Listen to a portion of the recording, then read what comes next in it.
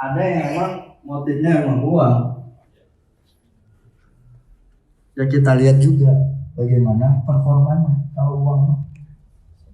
Kalau memang performanya jelek ya jangan sampai kita kasih uang terus performanya tetap. Nah ini Iblis mempertanyakan siapa? Allah loh. Iblis tadinya kan menyembah Allah kan? Kenapa sampai iblis diusir dari surga? Karena mempertanyakan. Kalau menanyakan nggak apa-apa. Yang nggak boleh itu mempertanyakan. Kenapa harus polanya kayak gini? Itu namanya karyawan yang udah kerjain dulu aja, baru bertanya. Kerjakan dulu baru bertanya. Sami'na wa ata'na itu dengar baru lakukan. Bisa jadi karyawan kita kabur, karyawan kita merusak organisasi karena dia nggak sami'na wa ata'na.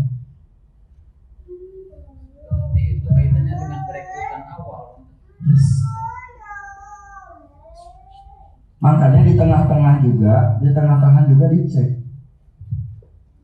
Filternya adalah tadi Al-Quran. Ya bisa jadi dia memang bisa baca Al-Quran, tapi kerja nggak mau. Ada juga yang kayak gitu.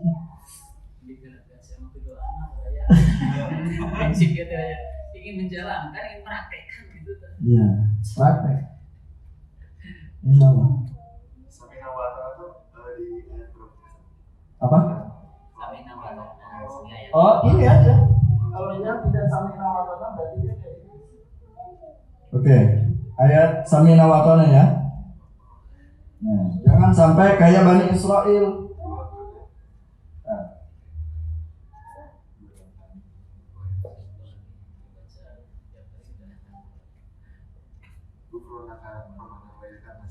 Ya. Nah, dan jangan seperti Bani Israel, surat 2 ayat 93. Buka surat 2 ayat 93.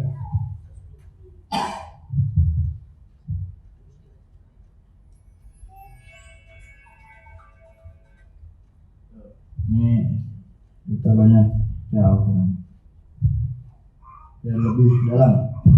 Ma'atainakum biquwwatil wasma'u. Mereka berkata, orang Bani Israel, kaum dari Bani Israel, sami'na wa asoina. Kami dengar, kami enggak taat. Nah, hati-hati sama karyawan yang sami'na wa asoina. Dengar tapi enggak taat.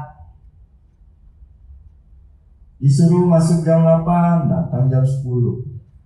Sami'na wa asoina. Maka keinginan tidak. Jadi ya ketika keinginan tidak terpenuhi itu bisa jadi dua, karena ya tadi, karena emang di hatinya nggak ada Al-Quran, atau emang udah benci sama ownernya, ya sudah. Kayak misalnya Abu Lahab. Apakah Rasul berdakwah kepada Abu Lahab? Enggak. Setelah turun ayat Tabbat yada abi lahabi wa tab, Rasul dakwah sama Abu Lahab? Enggak sama sekali. Udah termaktub dalam Al-Quran, udah pasti.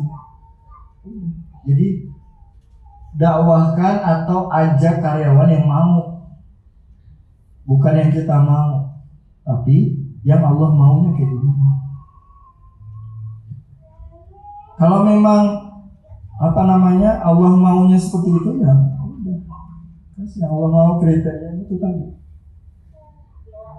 Dia mau tilawah, walaupun bacanya terbata-bata, ikut nggak masalah.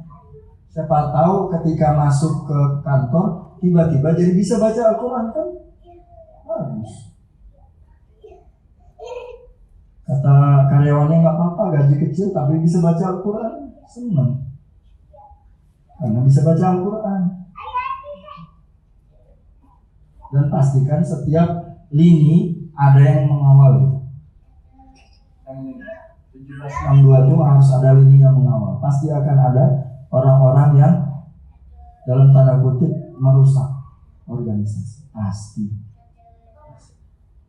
mempertanyakan kenapa sih gini, kenapa sih gitu, kenapa sih ini, kenapa sih itu, pasti.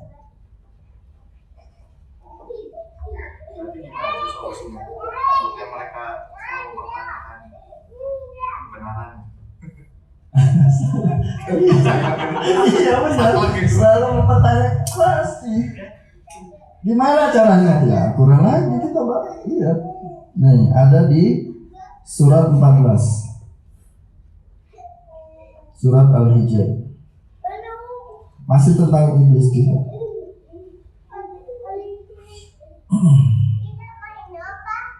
Surat Al-Hijr 15. Nah.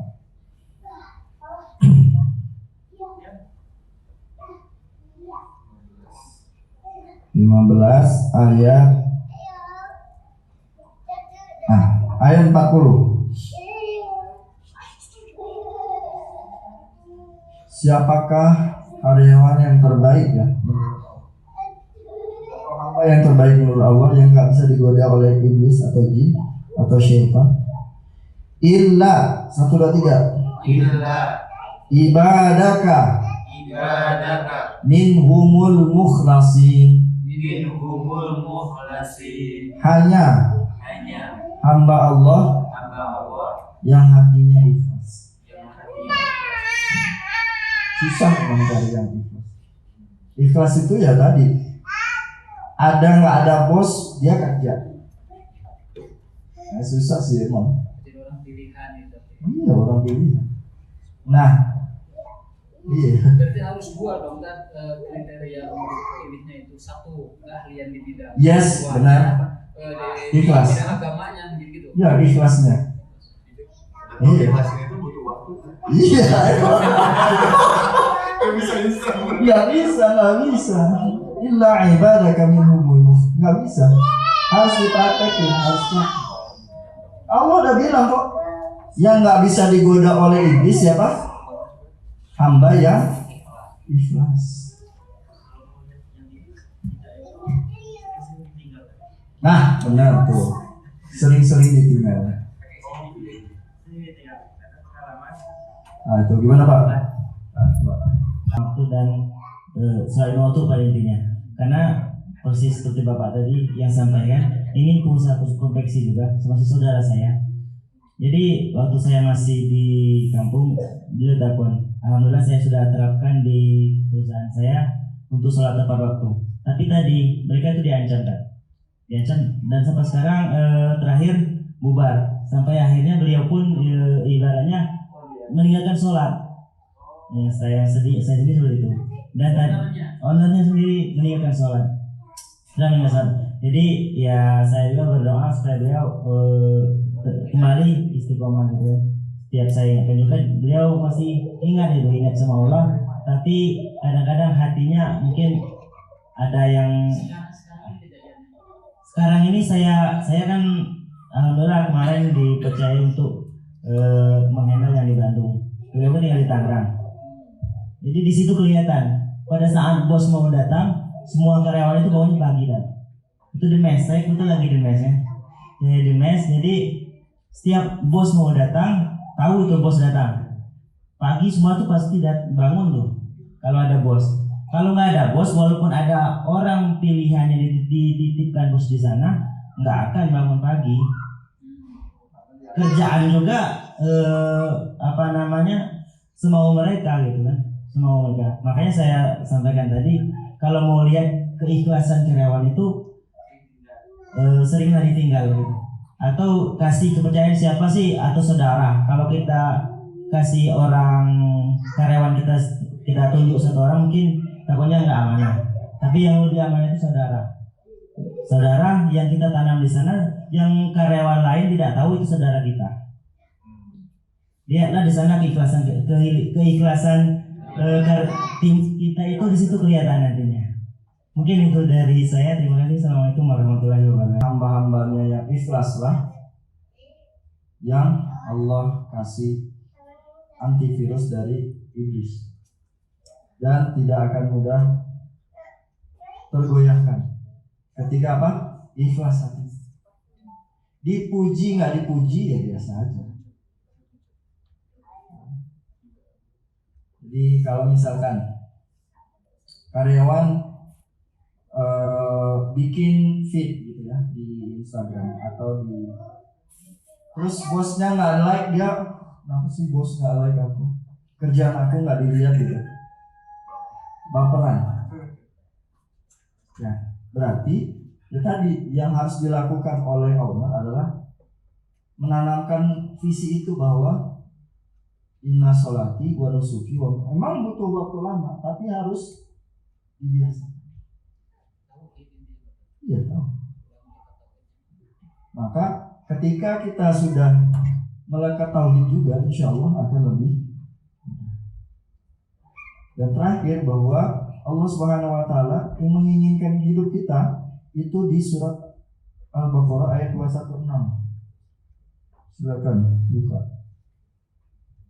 Kutiba alaikumul qital wa huwa al-Qur'an. Ini konteksnya memang tentang perang, tapi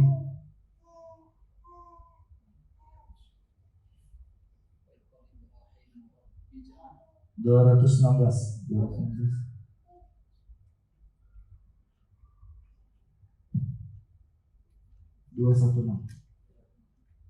Boleh dibaca artinya? Diwajibkan atas kamu berperang padahal itu tidak menyenangkan bagimu. Tetapi boleh jadi kamu tidak menyenangi sesuatu padahal itu baik bagimu, dan boleh jadi kamu menyukai sesuatu padahal itu tidak baik bagimu. Allah mengetahui sedang kamu tidak mengetahui. Nah, balik lagi di situ. Kalau rugi kita mau nggak? Ya nggak mau. Tapi Allah bilang apa? Kalau itu buruk bisa jadi, tapi bisa jadi baik menurut kita, tapi buruk menurut Allah. Bisa jadi kita dikasih omset berlebih, kita nggak ingat sama Allah. Tapi omset pas-pasan, masih mau tuh sholat, itu bagus berarti. Apalagi omsetnya naik. Tiba-tiba omset kita naik, lupa lagi sama Allah, kajian nggak mau, sholat nggak mau, ngaji nggak mau, kata Allah, turunin lagi dah. Mungkin kan kalau sampai dilakukan seperti itu sih mungkin ya. Paling tidak mungkin menurunnya yang biasanya sunatnya dijalankan, jadi tidak. Mungkin itu aja udah kerugian ya. Kerugian. Jadi ketika kita mendapatkan sesuatu, balik lagi ke ayat ini, bahwa sesuatu yang buruk menurut kita bisa jadi itu baik menurut Allah. Tapi sesuatu yang baik menurut kita bisa jadi buruk menurut Allah. Kembalikan saja, Allah pengennya apa. Kalau hari ini kita dikasih omset yang ya biasa aja, nggak besar, ya outlet ada, karyawan ada, alhamdulillah, ya udah berarti masih bisa ke masjid, masih bisa ke murabi. Coba omset besar mau ke murabi, lupa pasti omsetnya terus, iya kan? Karena datang ke masjid itu susah loh Pak. Bapak-bapak kan rumah jauh, harus naik, keluarin bensin, keluarin e-tol mungkin, keluarin apa segala macam. Belum macetnya di sini, saya tahu banget gimana macetnya, pasti. Walaupun naik motor juga tetap aja nggak bisa gerak. Mau jauh-jauh datang ke Merapi, siapa yang gerakin? Allah. Allahu ya bersutu wayakbir. Allah yang kasih takdir kecil, Allah juga yang meluaskan. Jadi kalau sekarang, mohon maaf, misalkan omset kita biasa-biasa aja, tapi masih mau datang ke masjid, itu alhamdulillah. Alhamdulillah, itu udah syukur banget. Nah, tinggal gimana kita menginstal yang ada di owner masing-masing, karyawan tuh mau gitu. Ya kalau sampai 700 meter, 500 meter memang jauh ya. Ya emang itu jauh banget itu. Kalau sampai datang ke masjid, oh itu Bilal banget. Abdullah bin Umi Maktum. Bagus, hebat. Tapi kalau misalnya dekat terus nggak terpanggil ke masjid,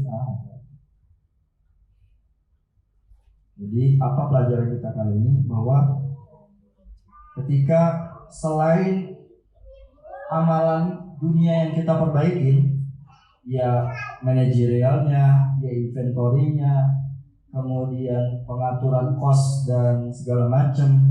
Tapi yang kita harus perbaiki juga adalah karyawannya. Ujung tombak dari sebuah perusahaan yaitu tadi amaliyatnya. Jangan sampai gara-gara 8 jam kerja di tempat bapak dan ibu, mereka baca Quran nggak bisa, sholat juga nggak tahu artinya. Cek lagi Pak, siapa tahu. Ya iya tuh. Minimal 8 jam kan? Kan bapak dan ibu mengambil 8 jam hak di rumah ke kantor kan? Dipinta pertanggungjawaban nggak? Minta. Apalagi yang bulannya sebulan satu. Iya, apalagi itu diminta pertanggungjawaban. Tetapi kalau sudah diingatkan, Itu beda lagi. Itu beda lagi. Udah dikasih tahu, udah ini nggak mau, itu beda lagi. Bahkan Nabi Nuh pun tidak mulia karena anaknya masuk neraka, enggak kan? Tetap Nabi Nuh kan? Istrinya masuk neraka nggak Nabi Nuh? Masuk neraka. Nabi Nuh tetap Nabi kan? Ulul azmi kan? Dia tidak terhinakan karena anak dan istrinya yang kafir. Dan misalnya mohon maaf, kalau ada ustaz anak dan istrinya nggak benar, ya mau gimana? Itu hidayah itu. Siapa Abu Thalib? Paman Nabi kan? Bersama Nabi dari usia 28 sampai 25 tahun sampai Nabi menikah. Bahkan sampai usianya 50 tahunan kan? Nabi 50 tahun. Kurang lebih. Tapi Abu Thalib masuk Islam? Tidak. Jadi hidayah mah dari Allah. Tugas owner cuma ngasih tahu. Kalau karyawannya double, gak mau ikut, suka banyak tanya, suka protes, udah. Itu berarti owner gak akan diminta. Yang diminta pertanggungjawaban, ownernya gak ngajak sholat, ownernya gak ngikutin baca Al-Quran. Jadi kenapa Allah Subhanahu Wa Taala sebutkan ini? Karena hadis dari Rasulullah SAW dari sahabat Utsman bin Affan. Ada yang tahu Utsman bin Affan? Ya, khalifah ketiga ya, pengusaha dia. Tapi Utsman bin Affan itu orangnya malu-malu, nggak mau tampil di luar, jadi nggak mau kelihatan. Apa hadis Rasulullah SAW yang didengar oleh Utsman bin Affan?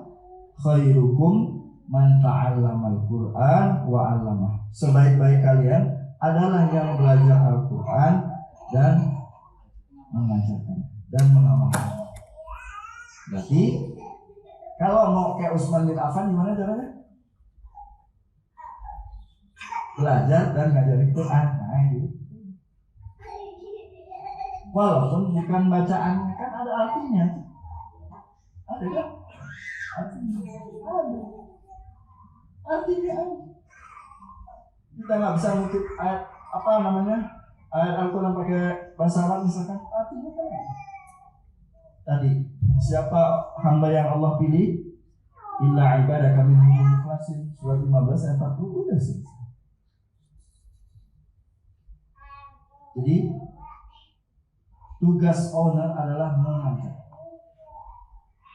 Tetapi begini, juga dia kalau belum menguasai beberapa disiplin ilmu harus menafsirkan.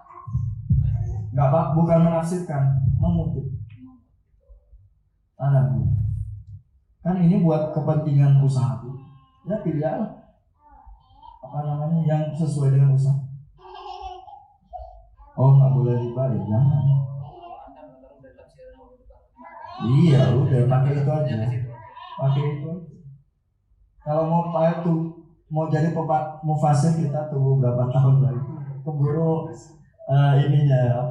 keburu usahanya nunggu hafal Quran lagi kapan Pak? Yang kita bisa aja. Ya tadi kan surat 35 ayat 29 ya benar ya. Surat 35 ayat 29. Bahwa kalau pengen dapat perniagaan yang tidak merugi apa? Tilawah, sholat, sama infak udah. 3 itu aja.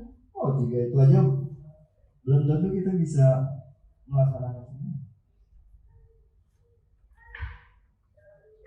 Dan ada juga selain itu kewajiban ketika membahas tentang sholat, ada juga kewajiban ara'aital ladzi yukadzibu biddin fadzalikal ladzi yad'ul yatim. Nah, belum urusan dengan anak yatim. Cek karyawan kita ada nggak dia yang memang anak yatim, anaknya gitu. Misalkan ada bapak-bapak dia single parent misalkan, berarti anaknya harus tersupport sama perusahaan minimal misalkan satu anak dikasih 10.000 misalnya yang yatim. Maksudnya gimana Pak? Yatim juga sama. Itu juga kategori. Fadzalikan ladzi yad'ul yatim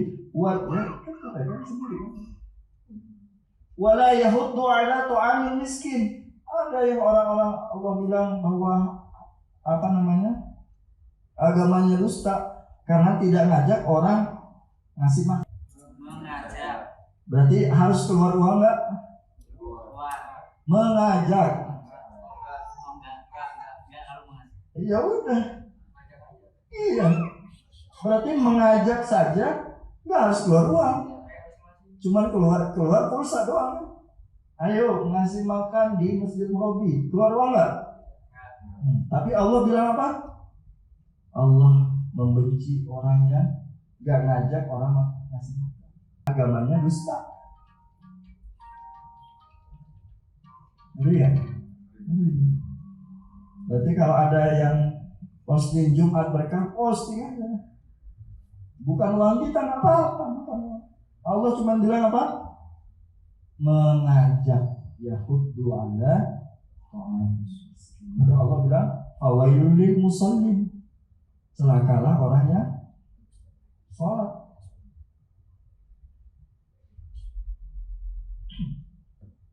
Bawahnya juga wayang nauna harta kita tahan. Ustaz kalau punya prinsip jangan ngajak orang lain, ya diri sendiri aja masih banyak kekurangan, salah begitu. Salah. Mengajak itu ini ada kebaikan. Misalkan di Masjid Murabi ada makan-makan. Ada kan flyernya kan? Ayo kasih makan jamaah masjid. Udah, kasih flyer udah. Cukup taruh di WA, taruh di Instagram, taruh di story, udah. Selesai. Kalau dengan alasan sama pria, Nggak ada, nggak usah lihat. Kalau di komen ya pasti tumben-tumbenan. Udah. Tadi kan balik lagi illa ibadah kami umum mukhlasin.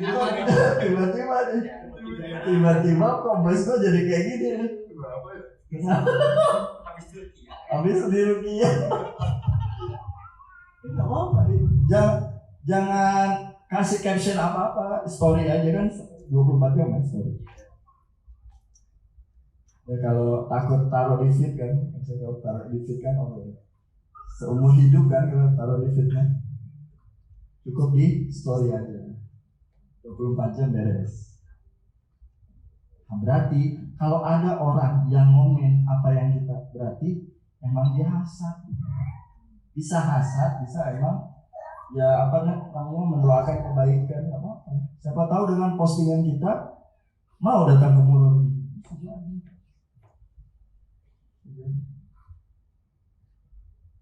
Simpan lagi misalkan di story yang 24 jam, nggak usah di feed. Kalau feed kan terlalu, nggak usah di tag juga gitu, apa apa. Misalnya tag orangnya, jadi nanti tahu dia gitu, nggak apa-apa. Pasti ada orang-orang yang membenci. Ya, buka lagi. Masih ada 20 menit. 15 menit lagi. 10 menit. Surat Al-An'am.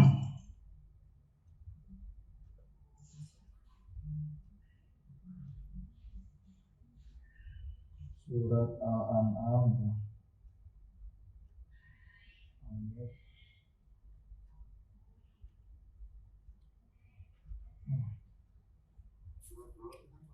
Surat Al-An'am. Nah, Surat Al-An'am ayat 111. Surat ke-6.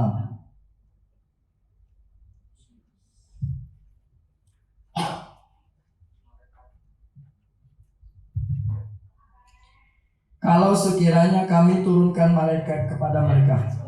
Ayat 111. Kira-kira kalau tablik akbarnya malaikat Jibril, kira-kira orang beriman nggak? Kata Allah belum tentu nanti. Tidak. Ya, seandainya kami turunkan malaikat,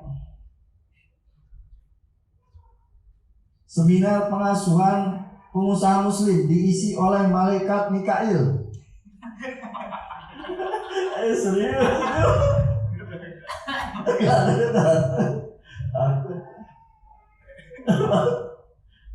Mikail kan kasih rezeki, Mikail. Bukan Israel, Mikail. Ada yang datang? Nggak ada juga. Wa kallamahumul mauta. Misalkan almarhum UJ, seminar pengasuhan pengusaha muslim diisi oleh almarhum UJ. Ada mau beriman? Takut kan? Diisi oleh almarhum Zainuddin MZ, diisi oleh almarhum Haji Arifin Ilham. Mau datang? Mau beriman? Wa hasyarna alaihim kulla syai'in qubula, dan kami kasih semua yang mereka mau. Apakah mereka akan beriman? Semua jamaah Masjid Al-Murabi semuanya dikasih Alphard, mereka beriman? Justru tambah lebih. Biasa pakai angkot, tiba-tiba pakai Alphard. Jadi dibuka terus pintunya. Assalamualaikum. Iya, atau pakai sandukan dari atas. Kayak pemilu. Jadi Allah bilang apa? Kalau dikasih malaikat pun yang datang, dikasih juga orang-orang yang sudah wafat itu dibangkitkan kembali. Terus apa lagi? Dikasih semuanya, maka nggak akan beriman. Dan yang selanjutnya ada wa kadzalika ja'alna likulli nabiyyin aduwan. Dan kami jadikan setiap nabi ada musuh. Syayatinal insi wal jin yuhi ba'duhum ila ba'din. Nah, ya. Setiap kebaikan pasti ada musuh. Setiap nabi pasti ada musuh. Dari golongan siapa? Syayatinal jinni wal insi. Ada jin dan setan. Kalau orang nggak suka kebaikan pasti ngapain sih si bos tumben-tumbenan, kayaknya abis diruqyah deh.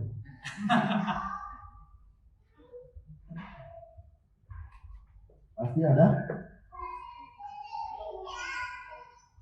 112. Jadi Bapak Ibu yang dirahmati Allah Subhanahu wa taala, kalau hari ini ada kebaikan yang kita lakukan terus ada yang memusuhi, berarti kita benar.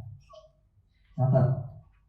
Kalau bapak-bapak bikin kebaikan terus ada yang memusuhi, berarti benar. Kalau para nabi.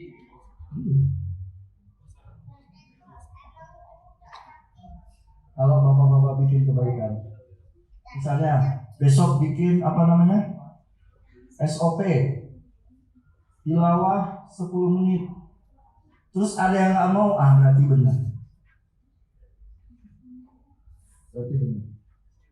Berarti harus dipikir. Allahu la ilaha illa wal hayyul qayyum la ta'khudhuhu sinatun wa la nawm lahu ma fis samawati. Berarti kalau ada kebaikan terus ada musuh, berarti benarlah kebaikan. Bukankah Nabi dibilang apa? Majnun kan? Nabi dibilang apa? Orang gila. Berarti yang gila iya, berarti kalau bilang bos gila, berarti yang gila iya. Selama nyuruh kebaikan, nyuruh tilawah, nyuruh sholat, nyuruh berinfak, masukin keceng, berarti udah rasa visi udah tinggal. Berarti kalau ketika nanti menginikan karyawan, berarti ada dua kan. Secara skill dia harus bisa. Ya jangan juga maksudnya dia nggak bisa gunting pola, disuruh gunting pola, ya jangan, hancur nanti. Harus sesuai juga. Dia skill juga harus bagus, tapi yang paling penting attitude juga harus bagus. Jangan sampai kayak gini 1762 yang selalu mempertanyakan kenapa ini, jangan mempertanyakan. Kalau bertanya boleh, Pak Bos kenapa kayak gini, ini bertanya.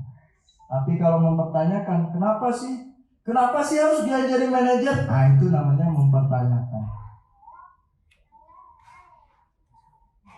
Itu yang nggak boleh.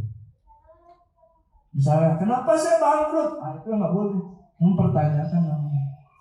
Kata bijaksana, kalau karakternya memang sudah seperti itu kan sudah teruji dari beberapa hari, minggu, bulan. Ya. Keputusannya dan untuk yang satu ini kan jadi biangnya nantinya keluarkan aja bijaksana kita. Kalau misalnya mengganggu ekosistem harus.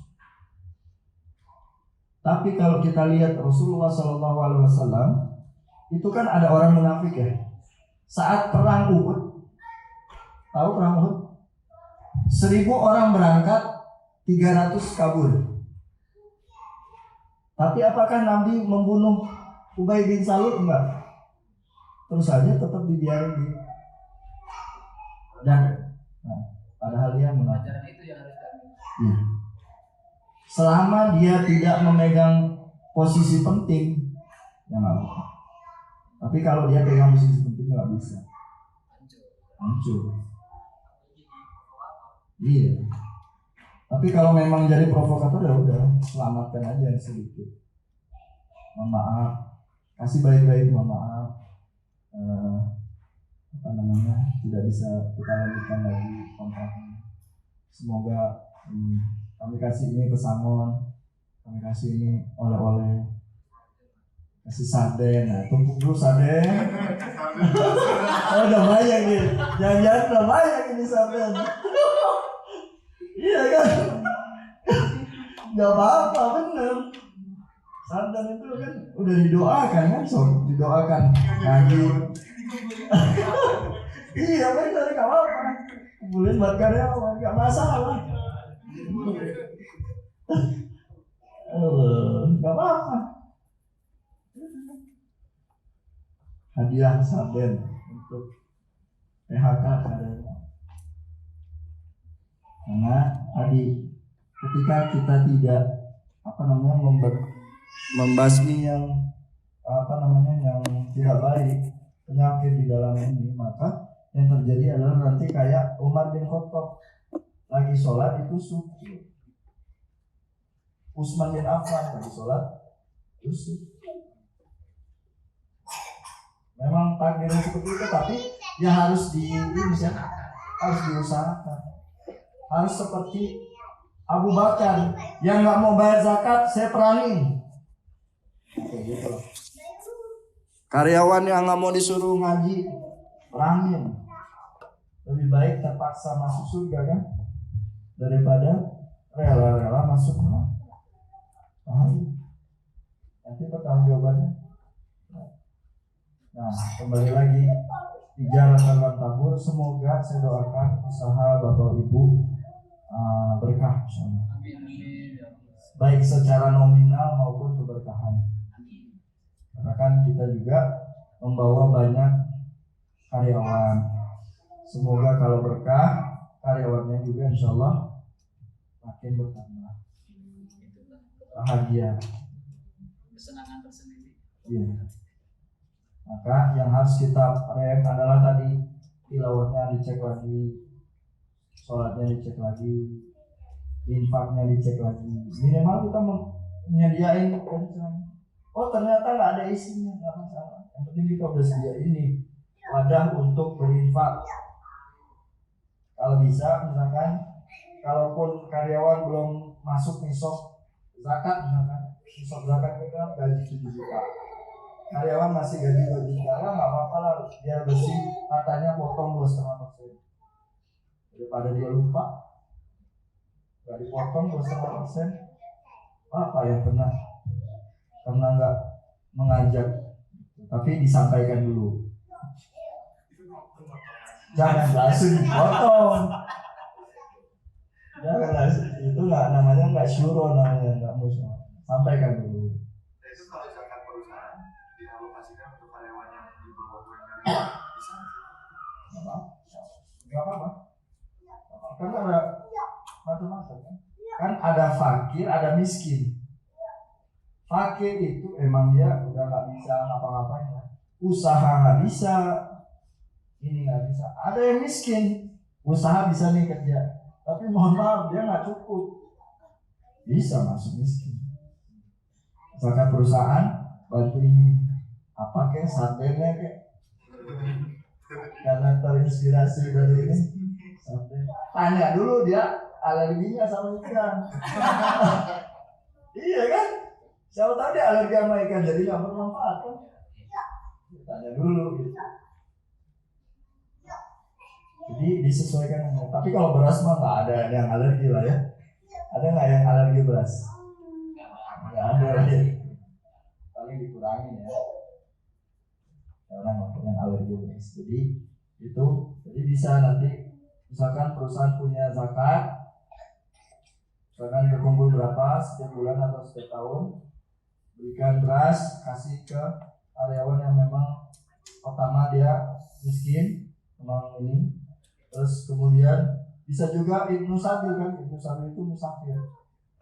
Jadi dia kerja misalnya dari Garut, hidupnya tuh antah berantah gitu, susah hidupnya, di mes juga ya, kelihatan bajunya itu aja. Hari ini putih, besok putih lagi, besoknya lagi putih. Berarti dia harus disupport dari zakat. Ibnu Sabil maksudnya. Jadi kelompokin aja, ada 8 asnaf. Surat 9 ayat 60 ada fakir, miskin, mu'allaf, amil kalau dikelola sendiri. Jadi sebenarnya ada hak amil juga ketika amalnya mengelola zakat. Tapi yang paling asal adalah yang tadi fakir, miskin, dua itu. Fakir sama miskin. Syukur-syukur ada yang misalkan mu'alaf, nah itu harus disupport. Support mu'alaf. Jadi misalkan dekat dengan masjid mu'alaf, masuk. Jadi yang paling penting adalah ketika kita di dunia hasanah, mudah-mudahan juga di akhirat hasanah. Ada pertanyaan? Ada ya? Di sini lanjut, silakan. Kalau belum azan berarti kita bisa langsung makan atau nanti makannya setelah azan maghrib. Ada lagi nggak deh? Cukup, kita tutup dengan doa kafaratul majlis. Subhanakallahumma wa bihamdika asyhadu an la ilaha illa anta astaghfiruka wa atubu ilaik. Assalamualaikum warahmatullahi wabarakatuh.